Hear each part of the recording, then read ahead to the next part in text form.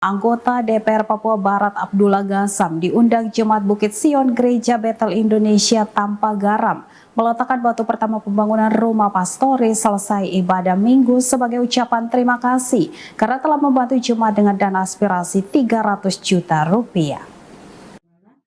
Di depan Jemaat Bukit Sion Gereja Bethel Indonesia tanpa garam, anggota DPR Papua Barat Abdullah Gassam menyebut kepeduliannya membantu jemaat membangun rumah pastori, dilandaskan pada bagaimana memanifestasi pemikiran Abdul Rahman Wahid atau Gus Dur dalam gerakan politik Partai Kebangkitan Bangsa yang dibentuk untuk melayani sesama tanpa pandang agama dan suku.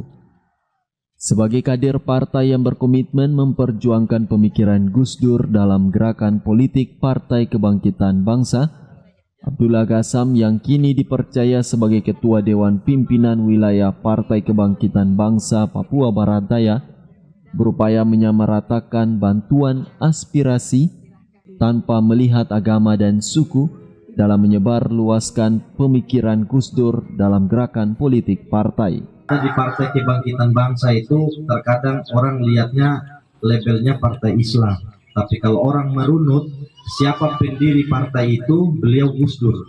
Gus Dur yang mendirikan partai ini sehingga kita diajari betul dalam pendidikan politik di PKB, otak kita, hati kita, gerakan kita itu semua gerakan Gus Dur, sehingga bagaimana Gus Dur memperhatikan kaum minoritas, itulah kami PKB juga ada di situ, sehingga apapun yang kami lakukan hari ini adalah bentuk dari realisasi pendidikan politik yang diajarkan oleh para pendiri partai ini. Sehingga kalau hari ini misalnya saya seorang muslim tapi bisa bangun gereja di sana, muslim tapi bangun rumah pastori di sini, jangan heran, jangan kaget.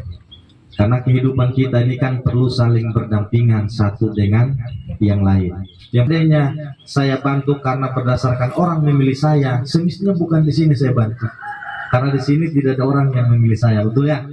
Tapi bukan soal itu, ya kan? Hidup kita nih ya begini sudah, Bu. Selagi kita hidup, apa yang bisa kita lakukan demi kebaikan, demi kepentingan banyak orang, mari kita lakukan.